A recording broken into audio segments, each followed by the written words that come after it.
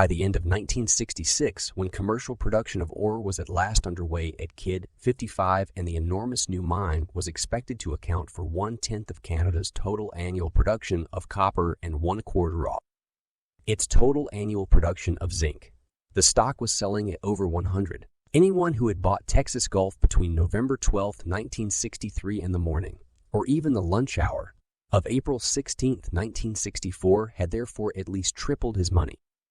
Perhaps the most arresting aspect of the Texas Gulf trial, apart from the fact that a trial was taking place at all, was the vividness and variety of the defendants who came before Judge Bonsall, ranging as they did from a hot-eyed mining prospector like Clayton, a genuine Welshman with a degree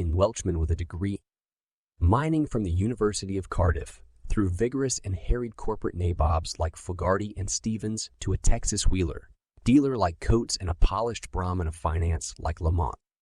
Darkey, who had left Texas Gulf's employ soon after April 1964 to become a private investor, which may or may not indicate that he had become a man of independent means, declined to appear at the trial on the ground that his Canadian nationality put him beyond the reach of subpoena by a United States court, and the SEC grieved loudly over this refusal. Defense counsel, however, scornfully insisted that the SEIELAC was really delighted to have Dark absent, thus allowing plaintiff to paint him as Mephistopheles hiding in the wings.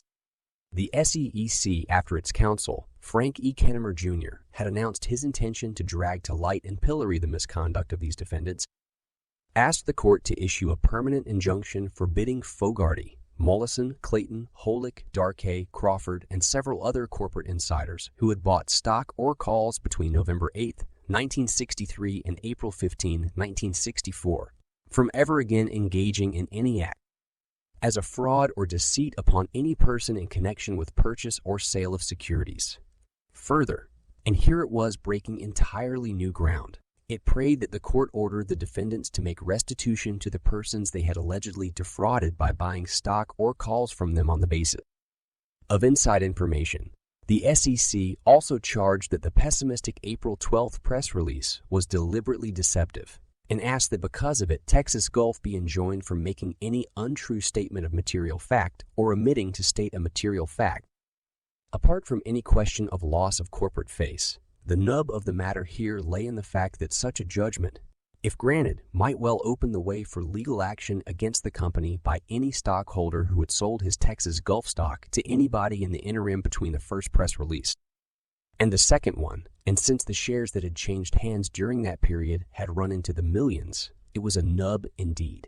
Apart from legal technicalities, counsel based its defense of the early insider stock purchases chiefly on the argument that the information yielded by the first drill hole in November had made the prospect of a workable mine not a sure thing but only a sporting proposition, and to buttress this argument, it paraded before the judge a platoon of mining experts who testified as to the notorious fickleness of first drill holes, some of the witnesses going so far as to say that the hole might very well have turned out to be not an asset, but a liability to Texas Gulf. The people who had bought stock or calls during the winter insisted that the drill hole had had little or nothing to do with their decision. They had been motivated simply by the feeling that Texas Gulf was a good investment at that juncture on general principles, and Clayton attributed his abrupt appearance as a substantial investor to the fact that he had just married a well-to-do wife. The SESEC countered with its own parade of experts, maintaining that the nature of the first core had been such as to make the existence of a rich mine an overwhelming probability, and that therefore those privy to the facts about it had possessed a material fact. As the SEC put it saltily in a post-trial brief, the argument that the defendants were free to purchase the stock until the existence of a mine had been established beyond doubt is equivalent to saying that there is no unfairness in betting on a horse entered in a race, knowing that the animal has received an illegal stimulant because in the home stretch the horse might drop dead. Defense counsel declined to be drawn into argument on the equine analogy. As to the pessimistic April 12th release, the SEC made much of the fact that Fogarty, its chief drafter, had based it on information that was almost 48 hours old when it was issued, despite the fact that communications between Kidd 5, Timmins, and New York were relatively good at the time, and expressed the view that the most indulgent Explanation for his strange conduct is that Dr. Fogarty simply did not care whether he gave the shareholders of Texas Gulf and the public a discouraging statement based on stale information. Brushing aside the question of staleness, the defense asserted that the release accurately stated the status of the drilling in the opinion of Stevens, Fogarty, Mollison, Holig, and Clayton, that the problem presented was obviously one of judgment, and that the company had been in a particularly difficult and sensitive position, and that if it had, instead, issued an overly optimistic report that had later proved to have been based on false hopes, it could just as well have then been accused of fraud for that. Weighing the crucial question of whether the information obtained from the first drill hole had been material, Judge Bonsall concluded that the definition of materiality in such instances must be a conservative one. There was, he pointed out, a question of public policy involved. It is important under our free enterprise system that insiders, including directors, officers, and employees, be encouraged to own securities of their company. The incentive that comes with stock ownership benefits both the company and the stockholders. Keeping his definition conservative, he decided that up until the evening of April 9th, when 3 converging drill holes positively established the three-dimensionality of the ore deposit, material information had not been in hand, and the decisions of the insiders to buy Texas Gulf stock before that date, even if based on the drilling results, were no more than perfectly sporting and legal, educated guesses. A newspaper columnist who disagreed with the judge's finding was to remark that the guesses had been so educated as to qualify for summa cum laude. In the case of Darkey, the judge found that the spate of stock purchases by his types and subtips on the last days of March seemed highly likely to have been instigated by word from Dark that drilling at Kidd 55 was about to be resumed. But even here, according to Judge Bonsall's logic, material information did not yet exist and therefore could neither be acted upon nor passed along to others. Case was therefore dismissed against all educated guessers who had bought stock or calls or made recommendations to tippies before the evening of April 9th. With Clayton and Crawford, who had been so injudicious as to buy or order stock on April 15th, it was another matter. The judge found no evidence that they had intended to deceive or defraud anyone, but they had made their purchases with the full knowledge that a great mine had been found and that it would be announced the next day. In short, with material private information in hand. Therefore, they were found to have violated Rule 10b-5 and in due time would presumably be enjoined from doing such a thing again, and made to offer restitution to the persons they bought their April 15th shares from, assuming, of course, that such persons can be found. The complexities stock exchange trading being such that it isn't always an easy matter to figure out exactly whom one has been dealing with on any particular transaction. The law in our time is, and probably ought to remain, almost unrealistically humanistic. In its eyes, corporations are people. Stock exchanges are street corner marketplaces where buyer and seller haggle face-to-face and computers scarcely exist.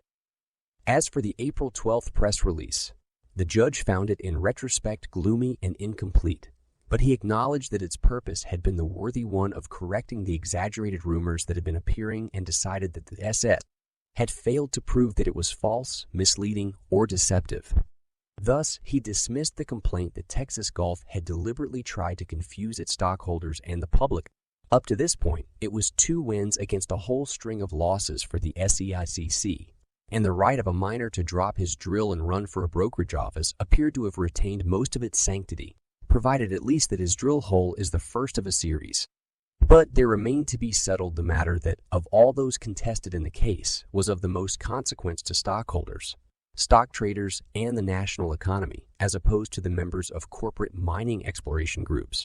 It was the matter of the April 16th activities of Coates and Lamont, and its importance lay in the fact that it turned on the question of precisely when, in the eyes of the law, a piece of information ceases to be inside and becomes public. The question had never before been subjected to anything like so exacting a test. So what came out of the Texas Gulf case would instantly become the legal authority on the subject, until superseded by some even more refined case. The basic position of the SEC was that the stock purchases of Coates and the circumspect tip given by Lamont to Hinton by telephone were illegal use of inside information, because they were accomplished before the announcement of the ore strike on the Dow Jones broad tape, an announcement that the SEC's lawyers kept referring to as the official one.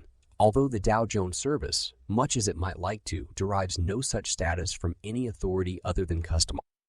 But the SEC went further than that. Even if the two directors' telephone calls had been made after the official announcement, it contended, they would have been improper and illegal unless enough time had elapsed for the news to be thoroughly absorbed by members of the investing public, not privileged to attend the press conference or even to be watching the broad tape at the right moment. Defense counsel saw things rather differently.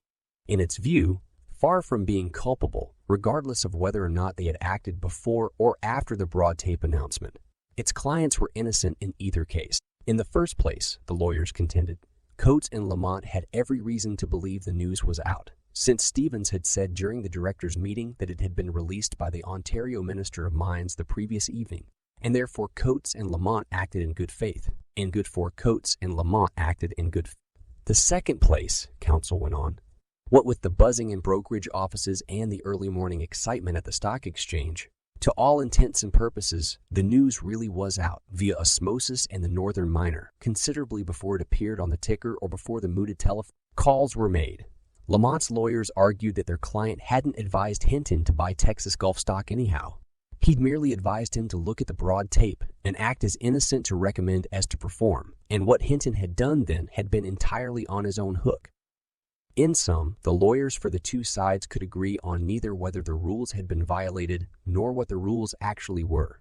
Indeed, it was one of the defense's contentions that the SEC was asking the court to write new rules and then apply them retroactively, while the plaintiff insisted that he was merely asking that an old rule, 10b-5, be applied broadly in the spirit of the Marquis of Queensberry. Near the end of the trial, Lamont's lawyers, bearing down hard, created a courtroom sensation by introducing a surprise exhibit, a large, elaborate map of the United States dotted with colored flags, some blue, some green, some gold, some silver.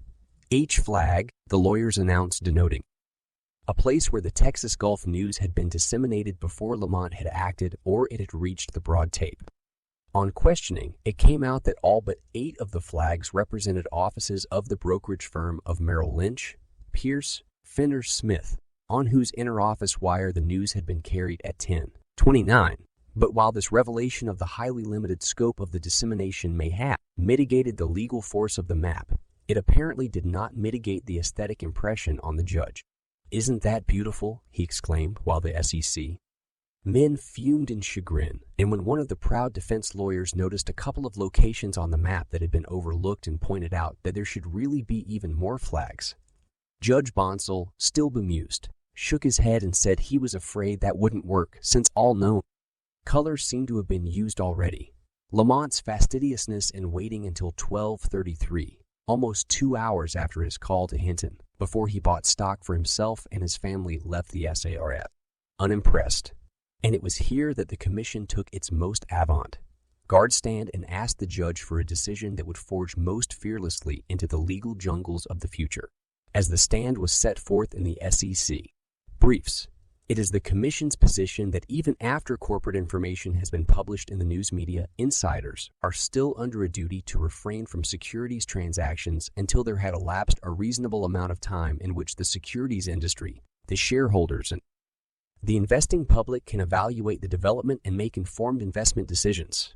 Insiders must wait at least until the information is likely to have reached the average investor who follows the market and he has had some opportunity to consider it. In the Texas Gulf case, the SEC argued 1 hour and 39 minutes after the start of the broad tape transmission was not long enough for that evaluation, as evidenced by the fact that the enormous rise in the price of Texas Gulf stock had hardly more than started by that time, and therefore Lamont's 12:33 purchases had violated the Securities Exchange Act. What, then, did the SEC think would be a reasonable amount of time? That would vary from case to case. The SEC's counsel Kennemer said in his summation, according to the nature of the inside information.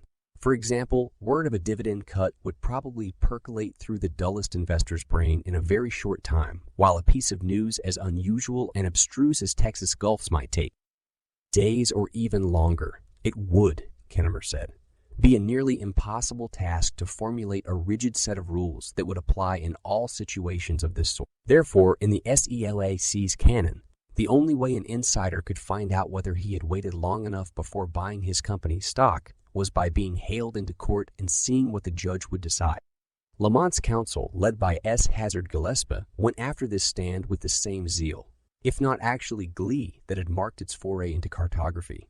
First, Gillespie said the SEC had contended that Coates' call to Hayami Seger and Lamont's to Hinton had been wrong because they had been made before the broad tape announcement. Then it had said that Lamont's later stock purchase had been wrong because it had been made after the announcement, but not long enough after. If these apparently opposite courses of action were both fraud, what was right conduct? The SEC seemed to want to have the rules made up as it went along, or rather to have the courts make them up. As Gillespie put the matter more formally, the SEC was asking the court to write EAU ruled judicially and to apply it retroactively to adjudicate Mr. Lamont guilty of fraud because of conduct, which he reasonably believed to be entirely proper. It wouldn't stand up, Judge Bonsall agreed. And for that matter, neither would the SEIKA's contention that the time of the broad tape transmission had been the time when the news had become public. He took the narrower view that, based on legal precedent, the controlling moment had been the one when the press release had been read and handed to the reporters, even though hardly any outsider, that is, hardly anybody at all, had known of it for some time afterward. Clearly troubled by the implications of this finding, Judge Bonsall added that it may be, as the Commission contends, that a more effective rule should be established to preclude insiders from acting on information after it has been announced, but before it has been absorbed by the public. But he didn't think it was up to him to write such a rule, nor did he think it was up to him to determine whether or not Lamont had waited long enough before placing his 1233 order. If it were left to judges to make such determinations, he said, this could only lead to uncertainty. A decision in one case would not control another case with different facts. No insider would know whether he had waited long enough. If a waiting period is to be fixed, this could be most appropriately done by the Commission. No one would bell the cat, and the complaints against Coates and Lamont were dismissed. The SEC appealed all the dismissals, and Clayton and Crawford, the only two defendants found to have violated the Securities Exchange Act, appealed the judgments against them. In its appeal brief, the Commission painstakingly reviewed the evidence and suggested to the Circuit Court that Judge Bonsall had erred in his interpretation of it, while the defense brief for Clayton and Crawford concentrated on the possibly detrimental effects of the doctrine implied in the finding against them. Might not the doctrine mean, for example, that every security analyst who does his best to ferret out little-known facts about a particular company and then recommends that company's stock to his customers as he is paid to do could be adjudged an insider improperly distributing tips precisely because of his diligence? Might it not tend to stifle investment by corporate personnel and impede the flow of corporate information to investors? Perhaps so. At all events, in August 1968, the USC Court of Appeals for the Second Circuit handed down a decision which flatly reversed Judge Bonsall's findings on just about every score except the findings against Crawford and Clayton, which were affirmed. The appeals court found that the original November drill hole had provided material evidence of a valuable ore deposit, and that therefore Fogarty, Mollison, Dark, Holick, and all other insiders who had bought Texas Gulf stock or calls on it during the winter were guilty of violations of the law. That the gloomy April 12th press release had been ambiguous and perhaps misleading, and that Coates had improperly and illegally jumped the gun in placing his orders right after the April 16th press conference. Only Lamont, the charges against whom had been dropped following his death shortly after the lower court decision, and a Texas Gulf office manager, John Murray, remained exonerated. The decision was a famous victory for the SELAUC, and the first reaction of Wall Street was to cry out that it would make for utter confusion. Pending further appeals to the Supreme Court, it would at least result in an interesting experiment. For the first time in the history of the world, the effort would have to be made in Wall Street to conduct a stock market without the use of a stacked deck. Chapter 5. Xerox, Xerox. When the original mimeograph machine, the first mechanical duplicator of written pages that was practical for office use, was put on the market by the A.I. Dick Company of Chicago in 1887, it did not take the country by storm. On the contrary, Mr.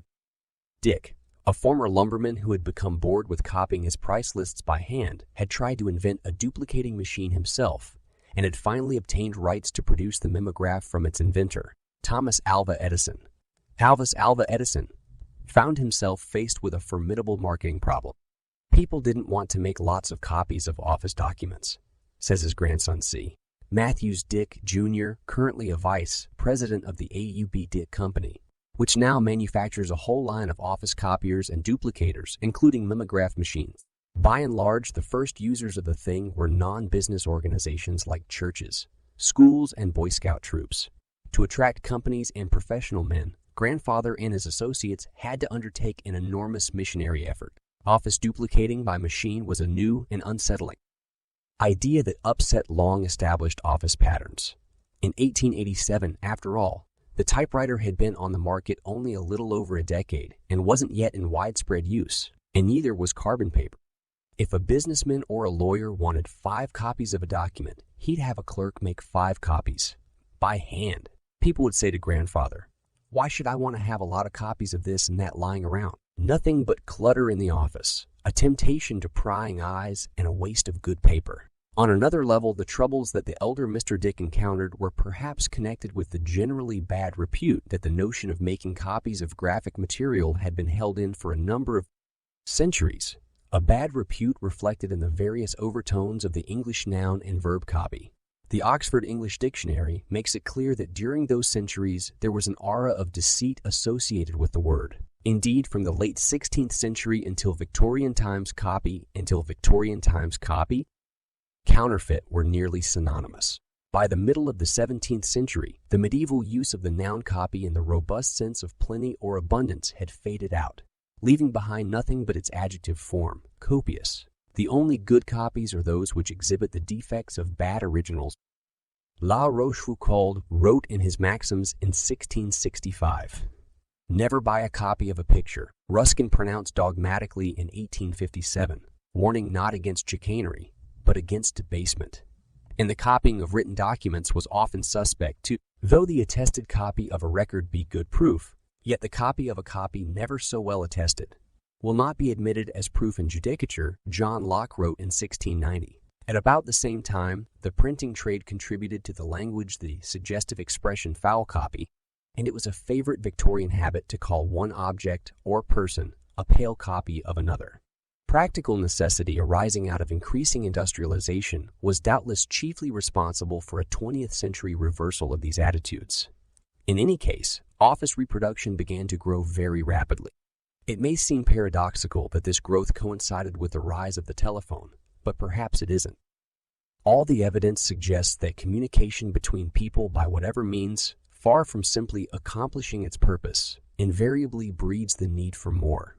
The typewriter and carbon paper came into common use after 1890, and mimeographing became a standard office procedure soon after 1900. No office is complete without an Edison mimeograph, the Dick Company felt able to boast in 1903. By that time, there were already about 150,000 of the devices in use.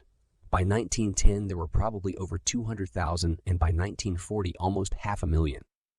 The offset printing press, a meddlesome competitor capable of producing work much handsomer than mimeographed output, was successfully adapted for office use in the 1930s and 40s and is now standard equipment in most large offices. As with the mimeograph machine, though, a special master page must be prepared before reproduction can start, a relatively expensive and time-consuming process. So the offset press is economically useful only when a substantial number of copies are wanted. In office equipment jargon, the offset press and the mimeograph are duplicators rather than copiers, the dividing line between duplicating and copying being generally drawn somewhere between 10 and 20 copies. Where technology lagged longest was in the development of efficient and economical copiers. Various photographic devices that did not require the making of master pages, of which the most famous was, and still is, the photostat, began appearing around 1910. But because of their high cost, slowness, and difficulty of operation, their usefulness was largely limited to the copying of architectural and engineering drawings and legal documents. Until after 1950, the only practical machine for making a copy of a business letter or a page of typescript was a typewriter with carbon paper in its platen. The 1950s were the raw, pioneering years of mechanized office copying. Within a short time, there suddenly appeared on the market a whole batch of devices capable of reproducing most office papers without the use of a master page, at a cost of only a few cents per copy, and within a time span of a minute or less per copy. Their technology varied. Minnesota Mining's Manufacturing's Thermofax, introduced in 1950, used heat-sensitive copying paper. American Photocopy's Dial, American Photostat 1952, was based on a refinement of ordinary photography. Eastman Kodak's Verifax 1953 used a method called dye transfer, so on. But almost all of them, unlike Mr. Dick's mimeograph, immediately found a ready market, partly because they filled a genuine need and partly, it now seems clear, because they and their function exercised a powerful psychological fascination on their users. In a society that sociologists are forever characterizing as mass, the notion of making one of a kind things into many of a kind things showed signs of becoming a real compulsion. However, all these pioneer copying machines had serious and frustrating inherent defects. For example, Autostat and Verifax were hard to operate and turned out damp copies that had to be dried, while Thermofax copies tended to darken when exposed to too much heat, and all three could make copies only on special treated paper supplied by the manufacturer. What was needed for the compulsion to flower into a mania was a technological breakthrough, and the breakthrough came at the turn of the decade with the advent of a machine that worked on a new principle, known as xerography, and was able to make dry, good quality, permanent copies on ordinary paper with a minimum of trouble. The effect was immediate. Largely as a result of xerography, the estimated number of copies, as opposed to duplicates, made annually in the United States sprang from some 20 million in the mid-50s to 9.5 billion in 1964, and to 14 billion in 1966. Not to mention billions more in Europe, Asia, in 1966, not to mention billions more in Europe, Latin America. More than that, the attitude of educators toward printed textbooks and of business people toward written communication underwent a discernible change. Avant-garde philosophers took to hailing xerography as a revolution comparable in importance to the invention of the wheel, and coin-operated copying machines began turning up in candy stores and beauty parlors. The mania, not as immediately disrupting as the tulip mania in 17th century Holland, but probably destined to be considerably farther reaching, was in full swing. The company responsible for the great breakthrough, and the one on whose machines the majority of these billions of copies were made was, of course, the Xerox Corporation of Rochester, New York. As a result, it became the most spectacular big business success of the 1960s. In 1959, the year the company, then called Haloid Xerox, introduced its first automatic xerographics office copier, its sales were $33 million. In 1961, they were 66 million. In 1963, 176 million. And in 1966, over $500 million. As Joseph C. Wilson, the chief executive of the firm, pointed out, this growth rate was such that if maintained for a couple of decades, which perhaps fortunately for everyone, couldn't possibly happen, Xerox sales would be larger than the gross national product of the United States. Unplaced in Fortune's ranking of the 500 largest American industrial companies in 1961, Xerox by 1964 had attained 227th place, and by 1960, Vevin it had climbed to 126th.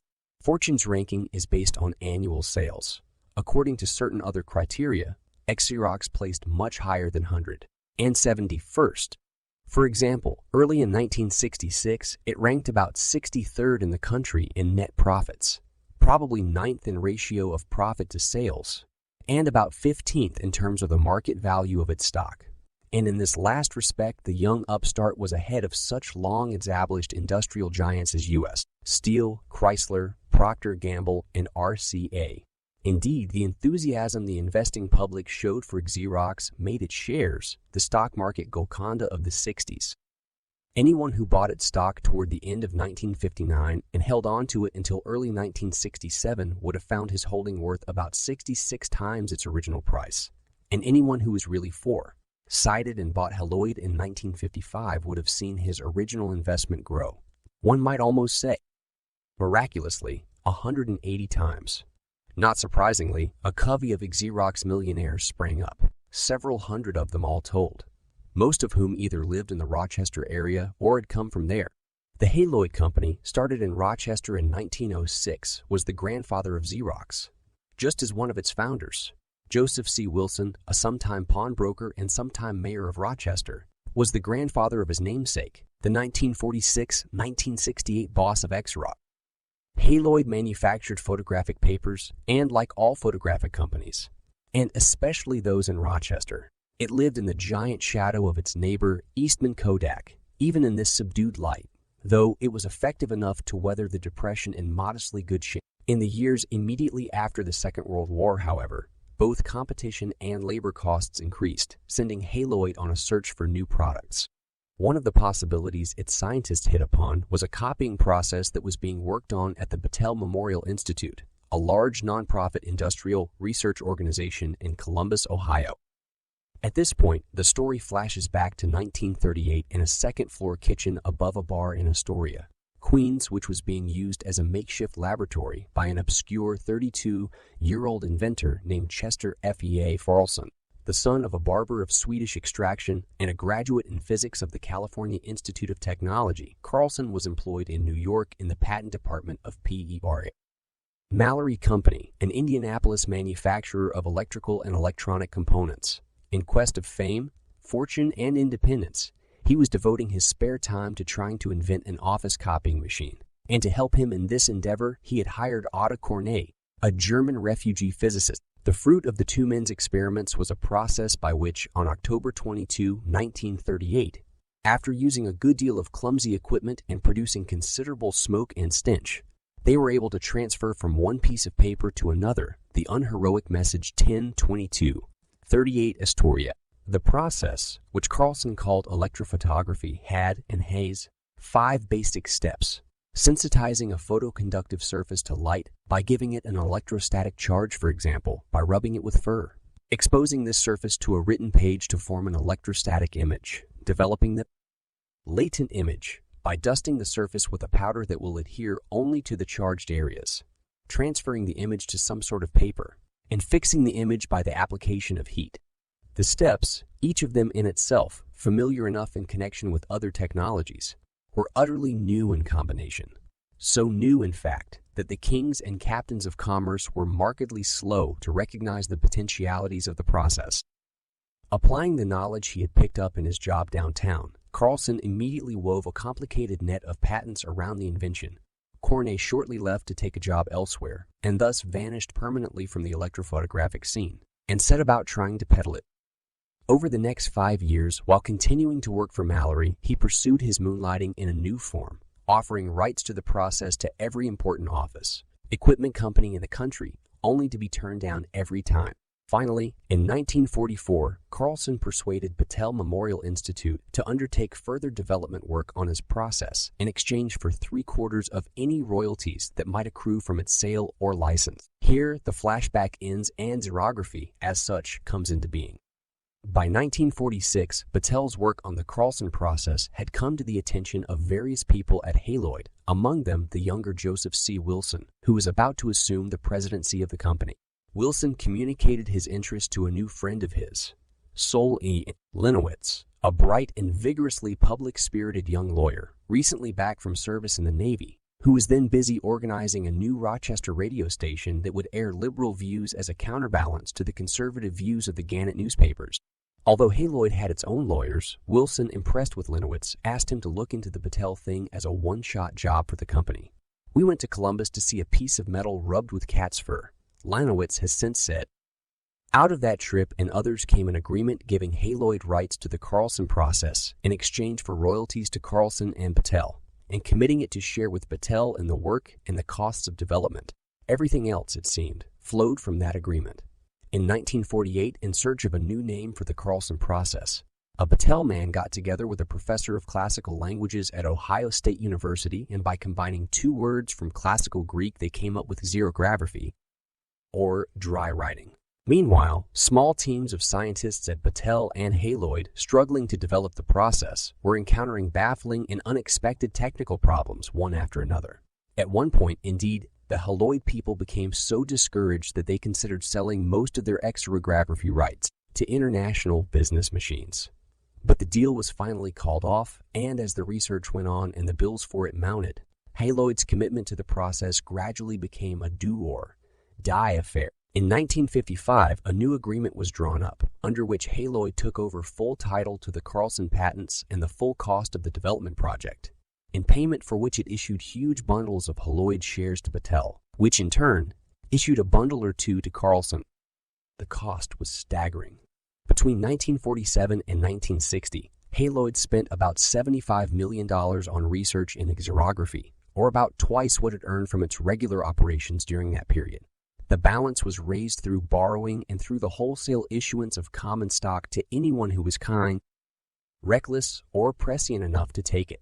The University of Rochester, partly out of interest in a struggling local industry, bought an enormous quantity for its endowment fund at a price that subsequently, because of stock splits, amounted to 50 cents a share. Please don't be mad at us if we find we have to sell our Haloid stock in a couple of years to cut our losses on it, a university official nervously warned Wilson. Wilson promised not to be mad. Meanwhile, he and other executives of the company took most of their pay in the form of stock, and some of them went as far as to put up their savings and the mortgages on their houses to help the cause along. Prominent among the executives by this time was Leonowitz, whose association with Haloid had turned out to be anything but a one-shot thing. Instead, he became Wilson's right-hand man, taking charge of the company's crucial patent arrangements, organizing and guiding its international affiliation, and eventually serving for a time as chairman of its board of directors. In 1958, after prayerful consideration, the company's name was changed to Haloid Xerox, even though no xerographic product of major importance was yet on the market. The trademark Xerox had been adopted by Haloid several years earlier, a shameless imitation of Eastman's Kodak, as Wilson has admitted. The terminal X soon had to be downgraded to lowercase because it was found that nobody would bother to capitalize it. But the near palindrome, at least as irresistible as Eastman's, remained. Xerox or Xerox, the trademark, Wilson has said, was adopted and retained against the vehement advice of many of the firm's consultants, who feared that the public would find it unpronounceable, or would think it denoted an anti-freeze, or would be put in mind of a word highly discouraging, financial ears. Zero. Then, in 1960, the explosion came and suddenly everything was reversed. Instead of worrying about whether its trade name would be successful, the company was worrying about its becoming too successful for the new verb to Xerox. It began to appear so frequently in conversation and in print that the company's proprietary rights in the name were threatened, and it had to embark on an elaborate campaign against such usage. In 1961, the company went the whole hog and changed its name to plain Xerox Corporation, and instead of worrying about the future of themselves and their families, the Xerox executives were worrying about their reputation with the friends and relatives whom they had prudently advised not to invest in the stock at 20 cents a share. In a word, everybody who held Xerox stock in quantity had got rich or richer. The executives who had scrimped and sacrificed, the University of Rochester, Battelle Memorial Institute, and even, of all people, Chester F. Carlson, who had come out of the various agreements with Xerox stock that at 1968 prices was worth many $1 million, putting him, according to Fortune, among the 66 richest people in the country. Thus, baldly outlined, the story of Xerox has an old-fashioned, even a 19th century ring. The lonely inventor in his crude laboratory, the small, family-oriented company, the initial setbacks, the reliance on the patent system, the resort to classical Greek for a trade name, the eventual triumph gloriously vindicating the free enterprise system. But there is another dimension to Xerox. In the matter of demonstrating a sense of responsibility to society as a whole, rather than just to its stockholders, employees, and customers, it has shown itself to be the reverse of most 19th century companies. To be indeed in the advance guard of 20th century companies. To set high goals, to have almost unattainable aspirations, to imbue people with the belief that they can be achieved. These are as important as the balance sheet, perhaps more so, Wilson said once, and other Xerox executives have often gone out of their way to emphasize that the Xerox spirit is not so much a means to an end as a matter of emphasizing human values for their own sake. Such platform rhetoric is far from uncommon in big business circles, of course, and when it comes from Xerox executives, it is just as apt to arouse skepticism. or even considering the company's huge profits, irritation. But there is evidence that Xerox means what it says. In 1965, the company donated $1,632,548 to educational and charitable institutions and $2,246,000 in 1966. Both years, the biggest recipients were the University of Rochester and the Rochester Community Chest, and in each case, the sum represented around 1.5 out of confidence. Income before taxes. This is markedly higher than the percentage that most large companies set aside for good works. To take a couple of examples from among those often cited for their liberality, RIS contributions for 1965 amounted to about 0.7% of pre-tax income, and American Telephone telegraphs to considerably less than 1%. That Xerox intended to persist in its high-minded ways was indicated by its commitment of itself in 1966 to the 1% program, often called the Cleveland Plan, a system inaugurated in that city under which local industries agreed to give 1% of pre-tax income annually to local educational institutions, apart from their other donations, so that if Xerox income continues to soar, the University of Rochester and its sister institutions in the area can face the future with a certain assurance. In other matters, too, Xerox has taken risks for reasons that have nothing to do with profit. In a 1964 speech, Wilson said, "The corporation cannot refuse to take a stand on public issues of major concern. A piece of business heresy if there ever was one, since taking a stand on a public issue is the obvious way of alienating customers and potential customers who take the opposite stand. The chief public stand that Xerox has taken is in favor of the United Nations, and by implication, against its detractors." Early in 1964, the company decided to spend $4 million, a year's advertising budget, on underwriting a series of network television programs dealing with the UN. The programs to be unaccompanied by commercials or any other identification of Xerox, apart from a statement at the beginning and end of each that Xerox had paid for it. That July and August, some 3 months after the decision had been announced, Xerox suddenly received an avalanche of letters opposing the project and urging the company to abandon it. Numbering almost 15,000, the letters ranged in tone from sweet reasonableness to strident and emotional denunciation. Many of them asserted that the UN was an instrument for depriving Americans of their constitutional rights, that its charter had been written in part by American communists, and that it was constantly being used to further communist objectives. And a few letters from company presidents bluntly threatened to remove the Xerox machines from their offices unless the series was canceled. Only a handful of the letter writers mentioned the John Birch Society, and none identified themselves as members of it. But circumstantial evidence suggested that the avalanche represented a carefully planned Birch campaign. For one thing, a recent Birch Society publication had urged that members write to Xerox to protest the UN series, pointing out that a flood of letters had succeeded in persuading a major airline to remove the UN ensign from its airplanes.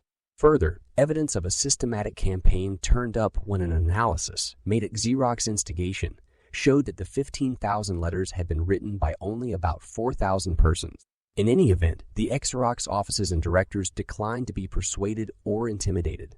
The UN series appeared on the American Broadcasting Company network in 1965 to plaudits all around. Wilson later maintained that the series and the decision to ignore the protest against it made Xerox many more friends than enemies. In all his public statements on the subject, he insisted on characterizing what many observers considered a rather rare stroke of business idealism as simply sound business judgment. In the fall of 1966, Xerox began encountering a measure of adversity for the first time since its introduction of xerography. By that time, there were more than 40 companies in the office copier business, many of them producing xerographic devices under license from Xerox. The only important part of its technology for which Xerox had refused to grant a license was a selenium drum that enables its own machines to make copies on ordinary paper. All competing products still required treated paper. The great advantage that Xerox had been enjoying was the one that the first to enter a new field always enjoys: the advantage of charging high prices. Now, as Behrens pointed out in August, it appeared that this once fabulous invention may, as all technological advances inevitably must, soon evolve into an accepted commonplace. Cut-rate latecomers were swarming into copying. One company, in a letter sent to its stockholders in May, foresaw a time when a copier selling for $10 or $20 could be marketed as a toy. One was actually marketed for about $30 in 1968. And there was even talk of the day when copiers would be given away to promote sales of paper, the way razors have long given away to promote razor blades. For some years, realizing that its cozy little monopoly would eventually pass into the public domain, Xerox had been widening its interests through mergers with companies in other fields, mainly publishing and education. For example, in 1962, it had bought University Microfilms, a library on microfilm of unpublished manuscripts, out of print books, doctoral dissertations, periodicals, and newspapers, and in 1965, it had tacked on two other companies. American Education Publications, the country's largest publisher of educational periodicals for primary and secondary school students, and Basic Systems, a manufacturer of teaching machines. But these moves failed to reassure that dogmatic critic the marketplace, and Xerox stock ran into a spell of heavy weather. Between late June 1966, when it stood at 267.34, and early October, when it dipped to 131.5, the market value of the company was more than cut in half. In the single business week of October 3rd through October 7th, Xerox dropped 42.5 points. And on one particularly alarming day, October 6th, trading in Xerox on the New York Stock Exchange had to be suspended for 5 hours because there were about $25 million worth of shares on sale that no one wanted to buy. I find that companies are inclined to be at their most interesting when they're undergoing a little misfortune, and therefore I chose the fall of 1966 as the time to have a look at Xerox and its people, something I'd had in mind to do for years. I started out by getting acquainted with one of its products. The Xerox line of copiers and related items was by then a comprehensive one. There was, for instance, the 914, a desk-size machine that makes black and white copies of almost any page, printed, handwritten, typed, or drawn, but not exceeding 9 by 14 inches in size, at a rate of about one copy every 6 seconds. The 813, a much smaller device which can stand on top of a desk and is essentially a miniaturized version of the 914, or as Xerox technicians like to say, a 914 with the air left out. The 2400, a high-speed reproduction machine that looks like a modern kitchen stove and can cook up copies at a rate of 40 a minute or 2400 an hour. The CopyFlow, which is capable of enlarging microfilm pages into ordinary book-size pages and printing them. The Aldex, by which documents can be transmitted over telephone wires, microwave radio, or coaxial cable. And the Telecopier, a non-serigraphic device designed and manufactured by Magnavox, but sold by Xerox, which is a sort of junior version of the Aldex and is especially interesting to a layman because it consists simply of a small box that, when attached to an ordinary telephone, permits the user to rapidly transmit a small picture with a good deal of squeaking and clicking. To be sure, to anyone equipped with a telephone and a similar small box. Of all these, the 914, the first automatic xerographic product and the one that constituted the big breakthrough, was still much the most important, both to Xerox and to its customers. It has been suggested that the 914 is the most successful commercial product in history, but the statement cannot be authoritatively confirmed or denied, if only because Xerox does not publish precise revenue figures on its individual products.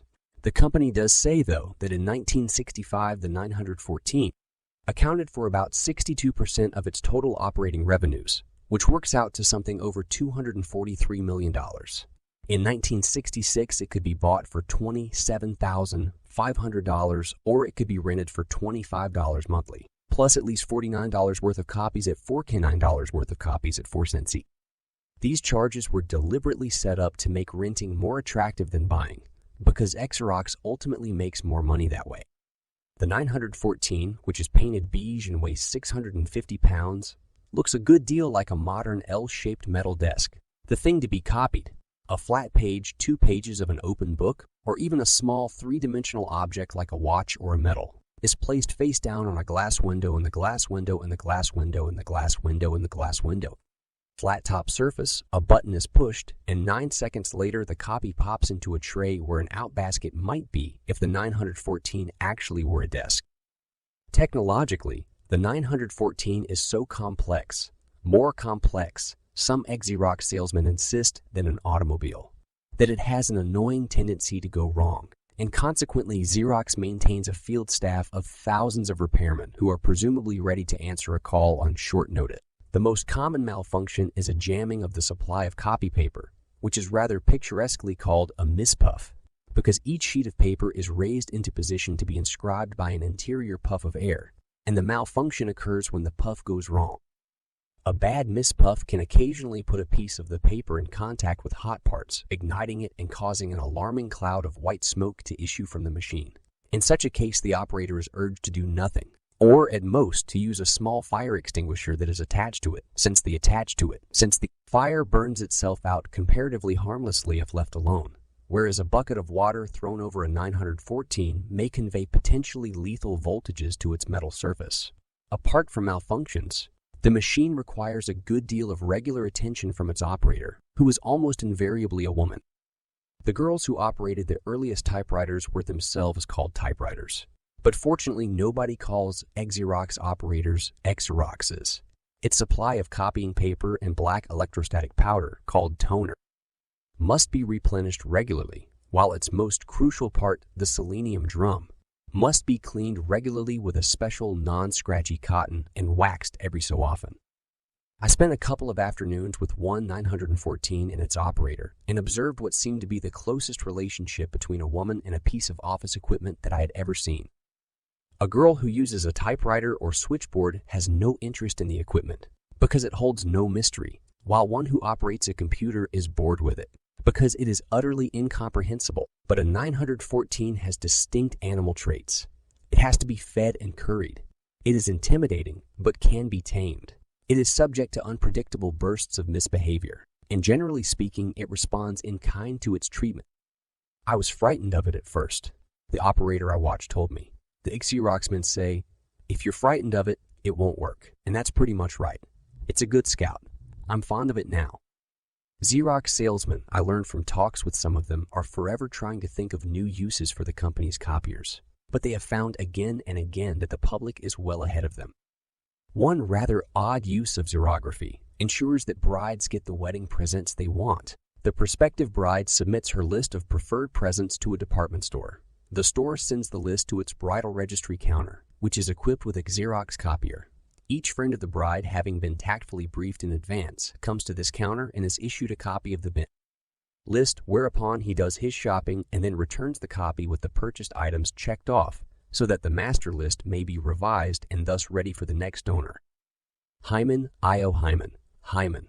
Again, police departments in New Orleans and various other places, instead of laboriously typing up a receipt for the property removed from people who spend the night in lockup, now place the property itself, wallet, watch, keys, and such, on the scanning glass of a 914, and in a few seconds have a sort of pictographic receipt. Hospitals use xerography to copy electrocardiograms and laboratory reports, and brokerage firms to get hot tips to customers more quickly. In fact, anybody with any sort of idea that might be advanced by copying can go to one of the many cigar or stationery stores that have a coin-operated copier and indulge himself. It is interesting to note that Xerox took to producing coin-operated 914s in two configurations, one that works for a dime and one that works for a quarter.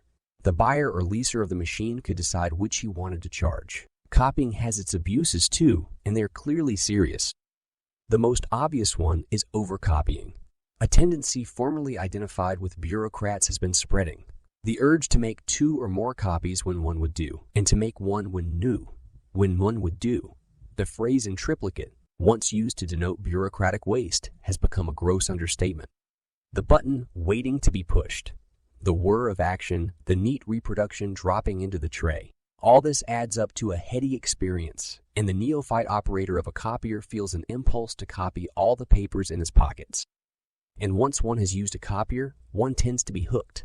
Perhaps the chief danger of this addiction is not so much the cluttering up of files and loss of important material through submersion, as it is the insidious growth of a negative attitude toward originals, a feeling that nothing can be of importance unless it is copied or is a copy itself. A more immediate problem of xerography is the overwhelming temptation it offers to violate the copyright laws.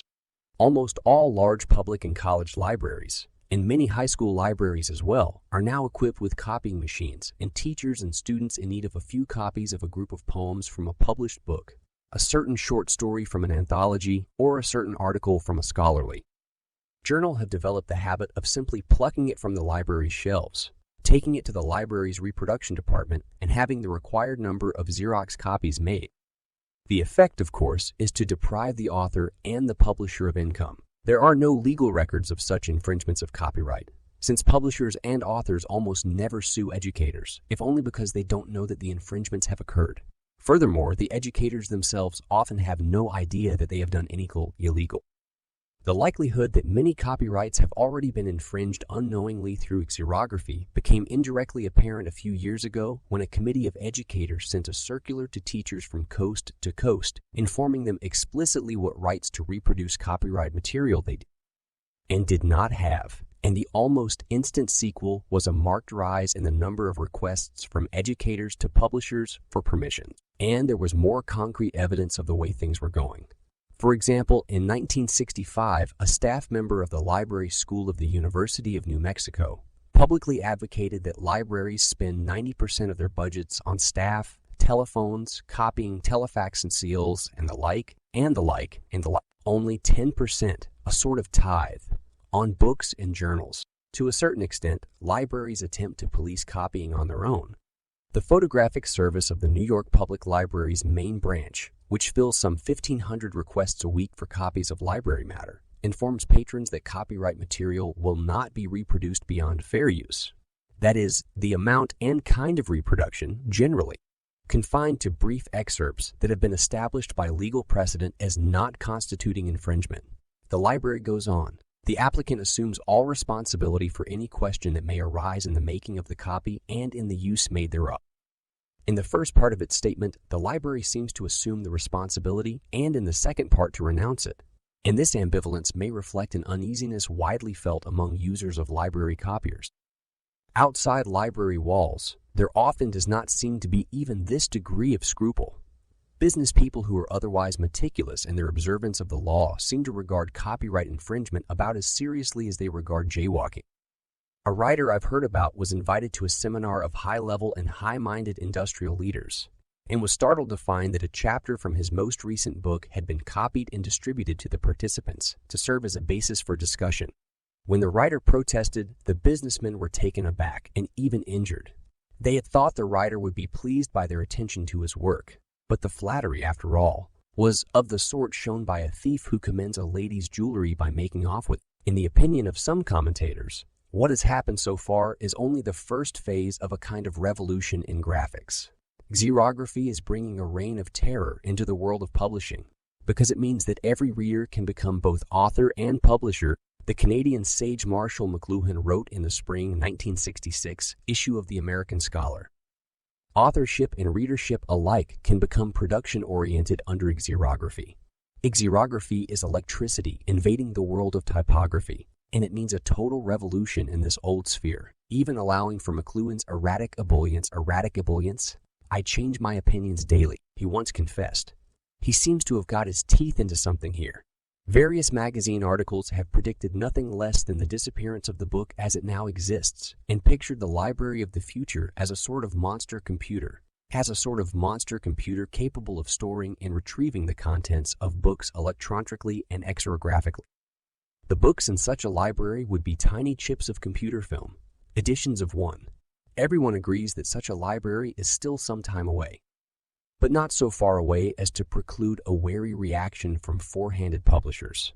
Beginning late in 1966, the long familiar all rights reserved rigmarole on the copyright page of all books published by Harcourt Brace World was altered to read, a bit spookily, all rights reserved.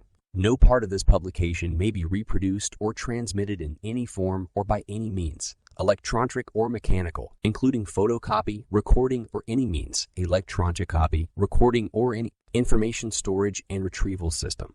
Other publishers quickly followed the example. One of the nearest approaches to it in the late 60s was the Xerox subsidiary University Microfilms, which could and did enlarge its microfilms of out-of-print books and print them as attractive and highly legible paperback volumes at a cost to the customer of 4 cents a page. In cases where the book was covered by copyright, the firm paid a royalty to the author on each copy produced. But the time when almost anyone can make his own copy of a published book at lower than the market price is not some years away. It is now.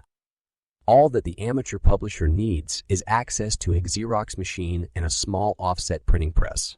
One of the lesser but still important attributes of xerography is its ability to make master copies for use on offset presses and make them much more cheaply and quickly than was previously possible. According to Irwin Karp, counsel to the Authors League of America, an edition of 50 copies of any printed book could in 1967 be handsomely published, minus the binding, by this combination of technologies in a matter of minutes at a cost of about 0.8 of a cent per page. And less than that if the edition was larger. A teacher wishing to distribute to a class of 50 students the contents of a 64-page book of poetry selling for $3.75 could do so, if he were disposed to ignore the copyright laws at a cost of slightly over 50 cents per copy. The danger in the new technology, authors and publishers have contended, is that in doing away with the book it may do away with them, and thus with writing itself. Herbert Esset Bailey, Jr., director of Princeton University Press, wrote in the Saturday Review of a scholar friend of his who has canceled all his subscriptions to scholarly journals. Instead, he now scans their tables of contents at his public library and makes copies of the articles that interest him. Bailey commented, "If all scholars followed this practice, there would be no scholarly journals." Beginning in the middle 60s, Congress has been considering a revision of the copyright laws, the first since 1909. At the hearings, a committee representing the National Education Association and a clutch of other education groups argued firmly and persuasively that if education is to keep up with our national growth, the present copyright law and the fair use doctrine should be liberalized for scholastic purposes. The authors and publishers, not surprisingly, opposed such liberalization, insisting that any extension of existing rights would tend to deprive them of their livelihoods to some degree now, and to a far greater degree in the uncharted xerographic future. A bill that was approved in 1967 by the House Judiciary Committee seemed to represent a victory for them, since it explicitly set forth the fair use doctrine and contained no educational copying exemption. But the final outcome of the struggle was still uncertain late in 1968. McLuhan, for one, was convinced that all efforts to preserve the old forms of author protection represent backward thinking and are doomed to failure. Or, anyway, he was convinced the day he wrote his American Scholar article. "There is no possible protection from technology except by technology," he wrote. When you create a new environment with one phase of technology, you have to create an anti-environment with the next. But authors are seldom good at technology and probably do not flourish in anti-environments. In dealing with this Pandora's box that Xerox products have opened, the company seems to have measured up tolerably well to its lofty ideals as set forth by Wilson. Although it has a commercial interest in encouraging, or at least not discouraging, more and more copying of just about anything that can be read, it makes more than a token effort to inform the users of its machines of their legal responsibilities. For example, each new machine that is shipped out is accompanied by a cardboard poster giving a long list of things that may not be copied, among them paper money, government bonds, postage stamps, passports, and copyrighted material of any manner or kind without permission of the copyright owner. How many of these posters end up in wastebaskets is another matter. Moreover, caught in the middle between the contending factions in the fight over revision of copyright law, it resisted the temptation to stand piously aside while raking in the profits and showed an exemplary sense of social responsibility. At least from the point of view of the authors and publishers, the copying industry in general, by contrast, tended either to remain neutral or to lean to the educator side. At a 1963 symposium on copyright revision, an industry spokesman went as far as to argue that machine copying by a scholar is merely a convenient extension of hand copying, which has traditionally been accepted as legitimate, but not Xerox. Instead, in September 1965, Wilson wrote to the House Judiciary Committee flatly opposing any kind of special copying exemption in any new law. Of course, in evaluating this seemingly quixotic stand, one ought to remember that Xerox is a publishing firm as well as a copying machine firm. Indeed, what with American education publications and university microfilms, it is one of the largest publishing firms in the country. Conventional publishers, I gathered from my researches, sometimes find it a bit bewildering to be confronted by this futuristic giant, not merely as an alien threat to their familiar world, but as an energetic colleague and competitor within. Having had a look at some Xerox products and devoted some thought to the social implications of their use, I went to Rochester to scrape up a first-hand acquaintance with the company and to get an idea how its people were reacting to their problems, material and moral. At the time I went, the material problems certainly seemed to be to the fore since the week of the 42, and a half-point stock drop was not long past. On the plain en route, I had before me a copy of Xerox's most recent proxy statement, which listed the number of Xerox shares held by each director as of February 1966. And I amused myself by calculating some of the directors' paper losses in that one bad October week, assuming that they had held onto their stock. Chairman Wilson, for example, had held 154,026 common shares in February, so his loss would have been $6,546,105. Leinowitz's holding was 35,166 shares for a loss of $1,494,595. John H. DeSauer, Executive Vice President in charge of research, had held 73,845 shares and was therefore presumably out $3,138,412.50. Such sums could hardly be considered trivial, even by Xerox executives. Would I, then, find their premises pervaded by gloom, or at least by signs of shock? The Xerox executive offices were on the upper floors of Rochester's Midtown Tower, the ground level of which is occupied by Midtown Plaza, an indoor shopping mall.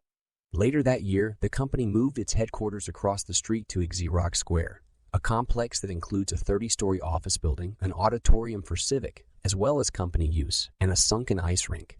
Before going up to the Xerox offices, I took a turn or two around the mall and found it to be equipped with all kinds of shops, a cafe, kiosks, pools, trees, and benches that, in spite of an oppressively bland and affluent atmosphere created mainly, I suspect, by bland piped-in music, were occupied in part by bums, just like the benches in outdoor malls.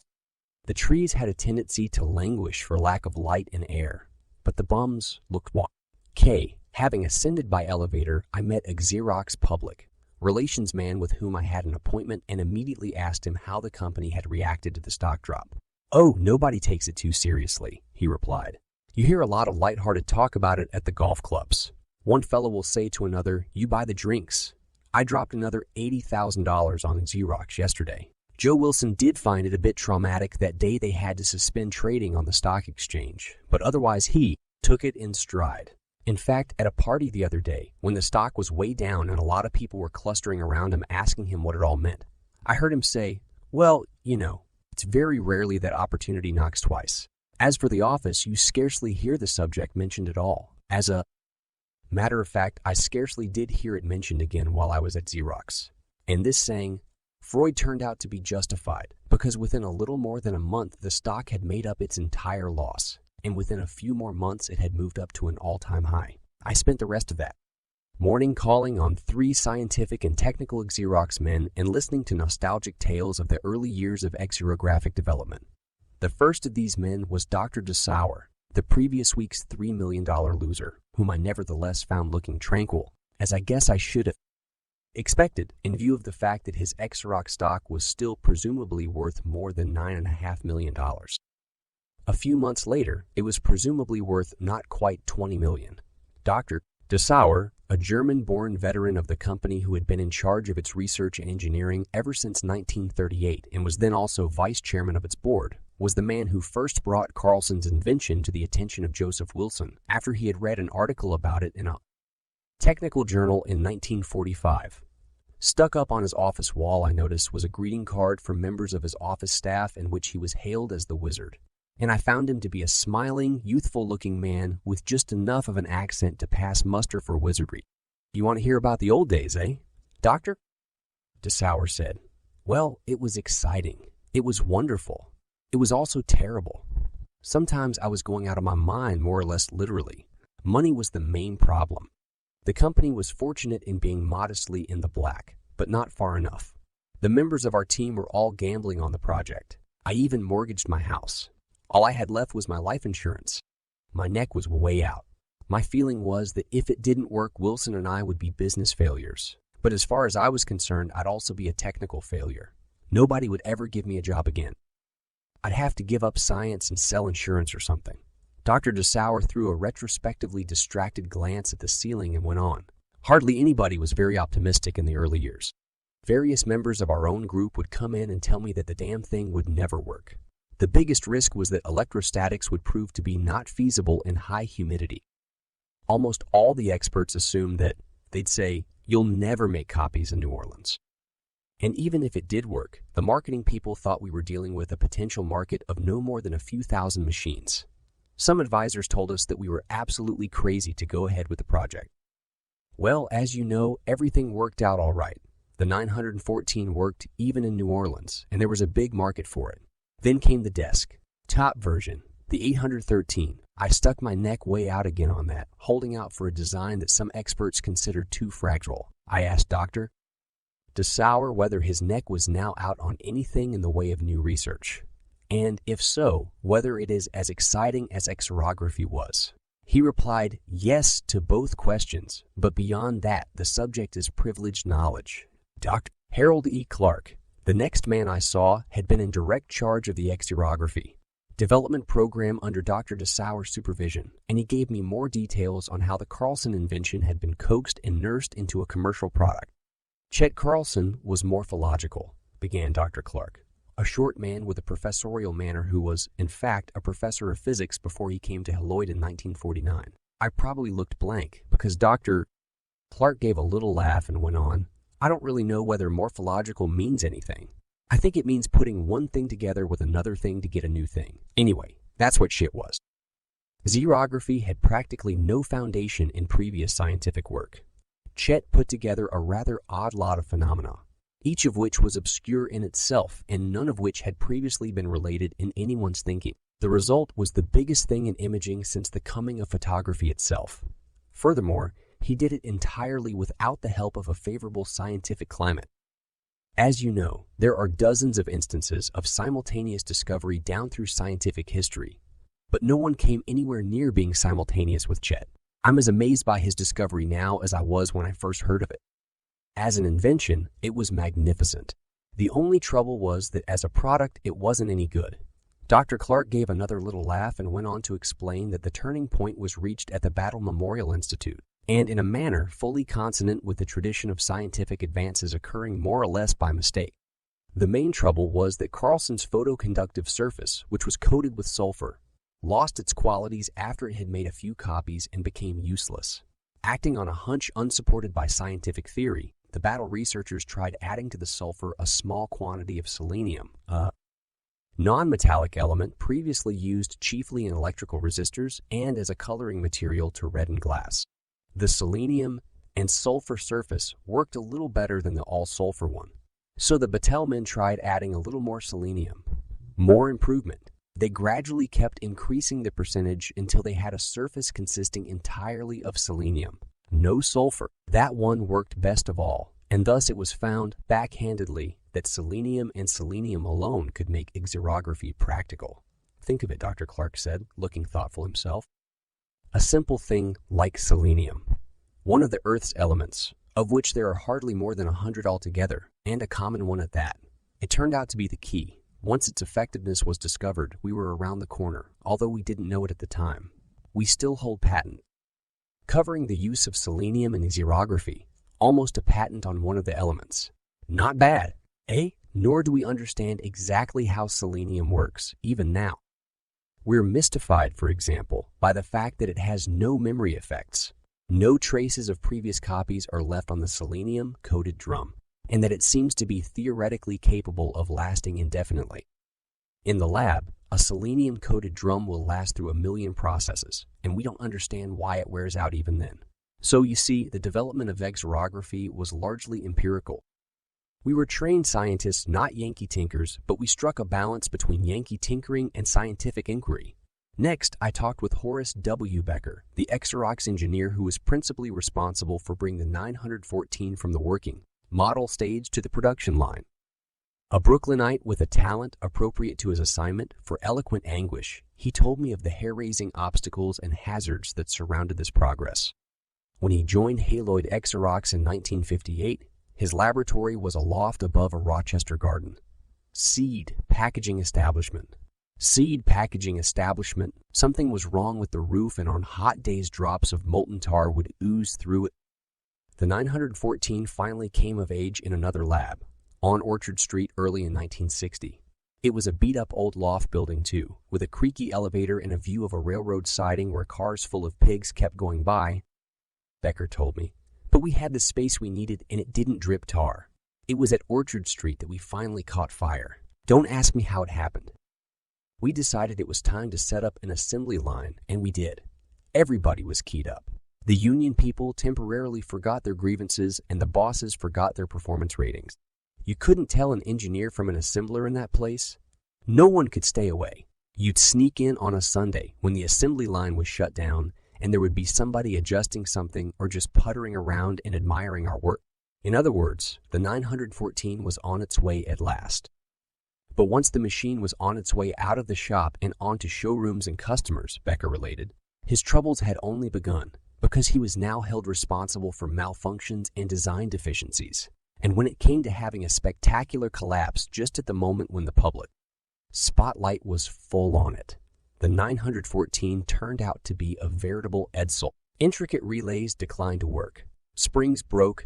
Power supplies failed. Inexperienced users dropped staples and paper clips into it and fouled the works, necessitating the installation in every machine of a staple catcher, and the expected difficulties in humid climates developed along with unanticipated ones at high altitudes. All in all, Becker said, at that time the machines had a bad habit when you pressed the button of doing nothing, or if the machines did do something, it was something wrong. At the 914's first big showing in London, for instance, Wilson himself was on hand to put a ceremonial forefinger to its button. He did so, and not only was no copy made, but a giant generator serving the line was blown out. Thus was xerography introduced in Great Britain, and considering the nature of its debut, the fact that Britain later became far and away the biggest overseas user of the 914 appears to be a tribute to both Xerox resilience and British patience. That afternoon, a Xerox guy drove me out to Webster, a farm town near the edge of Lake Ontario, a few miles from Rochester, to see the incongruous successor to Becker's leaky and drafty lofts.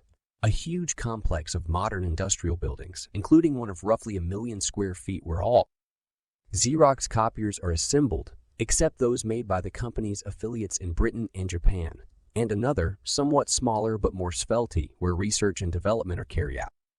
As we walked down one of the humming production lines in the manufacturing building, my guide explained that the line operates 16 hours a day on 2 shifts, that it and the other lines have been lagging behind demand continuously for several years, that there are now almost 2,000 employees working in the building, and that their union is a local of the Amalgamated Clothing Workers of America. This anomaly being due chiefly to the fact that Rochester used to be a center of the clothing business, and the Clothing Workers has long been the strongest union in the area. After my guide had delivered me back to Rochester, I set out on my own to collect some opinions on the community's attitude toward Xerox and its success. I found them to be ambivalent. Xerox has been a good thing for Rochester, said a local businessman. Eastman Kodak, of course, was the city's great white father for years, and it is still far and away the biggest local business, although Xerox is now second and coming up fast. Facing that kind of challenge doesn't do Kodak any harm. In fact, it does it a lot of good. Besides, a successful new local company means new money and new jobs. On the other hand, some people around here resent. Most of the local industries go back to the 19th century, and their people aren't always noted for receptiveness to newcomers. When Xerox was going through its meteoric rise, some thought the bubble would burst. No, they hoped it would burst. On top of that, there's been a certain amount of feeling against the way Joe Wilson and Sol Linowitz are always talking about human values while making money hand over fist. But, you know, the price of success. I went out to the University of Rochester, high on the banks of the Genesee River, and had a talk with its president, W. Allen Wallace. A tall man with red hair, trained as a statistician, Wallace served on the boards of several Rochester companies, including Eastman Kodak, which had always been the university's Santa Claus and remained its biggest annual benefactor. As for Xerox, the university had several sound reasons for feeling kindly toward it. In the first place, the university was a prize example of Xerox multimillionaire since its clear capital gain on the investment amounted to around $100 million. In the second place, Xerox annually comes through with annual cash gifts second only to Kodak's and had recently pledged nearly $6 million to the university's capital funds drive. In the third place, Wilson, a University of Rochester graduate himself, had been on the university's board of trustees since 1949 and its chairman since 1959. Before I came here in 1962, I'd never even heard of corporations giving universities such sums as Kodak and Xerox give us now. President Wallace said, and all they want in return is for us to provide top-quality education, not do their research for them or anything like that. Oh, there's a good deal of informal technical consulting between our scientific people and the Xerox people. Same thing with Kodak, Bushklum, and others. But that's not why they're supporting the university. They want to make Rochester a place that will be attractive to the people they want here. The university has never invented anything for Xerox, and I guess it never will. The next morning, in the Xerox executive offices, I met the three non-technical Xerox men of the highest magnitude, ending with Wilson himself. The first of these was Linowitz, the lawyer whom Wilson took on temporarily in 1946 and kept on permanently as his least dispensable aide.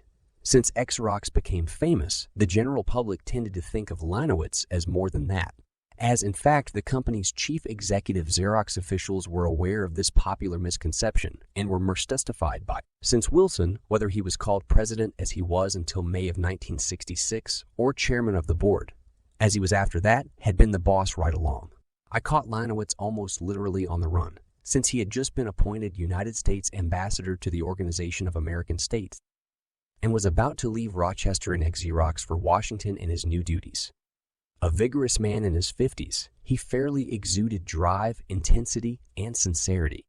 After apologizing for the fact that he had only a few minutes to spend with me, he said rapidly that in his opinion, the success of Xerox was proof that the old ideals of free enterprise still held true, and that the qualities that had made for the company's success were idealism, tenacity, the courage to take risks, and enthusiasm. With that, he waved goodbye and was off. I was left feeling a little like a whistle-stop voter who has just been briefly addressed by a candidate from the rear platform of a campaign train. But like many such voters, I was impressed. Linowitz had used those banal words not merely as if he meant them, but as if he had invented them, and I had the feeling that Wilson and Xerox were going to miss him.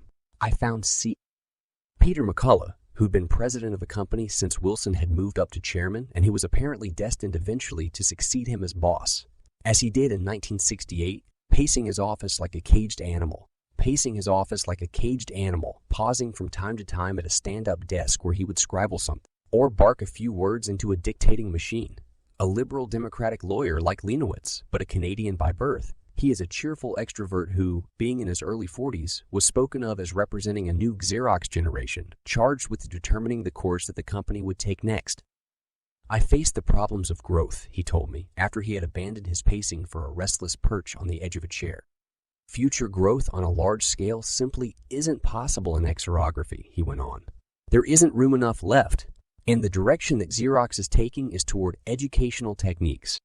He mentioned computers and teaching machines, and when he said he could dream of a system whereby you'd write stuff in Connecticut and within hours reprint it in classrooms all over the country, I got the feeling that some of Xerox educational dreams could easily become nightmares. But then he added, the danger in ingenious hardware is that it distracts attention from education. What good is a wonderful machine if you don't know what to put on it? McCullough said that since he came to Haloid in 1954, he felt he'd been part of three entirely different companies, until 1959, a small one engaged in a dangerous and exciting gamble. From 1959 to 1964, a growing one enjoying the fruits of victory, and now a huge one branching out in new directions. I asked him which one he liked best, and he thought a long time. I don't know, he said finally. I used to feel greater freedom, and I used to feel that everyone in the company shared attitudes on specific matters like labor relations. I don't feel that way so much now. The pressures are greater and the company is more impersonal. I wouldn't say that life has become easier or that it is likely to get easier in the future. Of all the surprising things about Joseph C. Wilson, not the least I thought when I was ushered into his presence was the fact that his office walls were decorated with old-fashioned flowered wallpaper. A sentimental streak in the man at the head of Xerox seemed the most unlikely of anomalies. But he had a homey, unthreatening bearing to go with the wallpaper.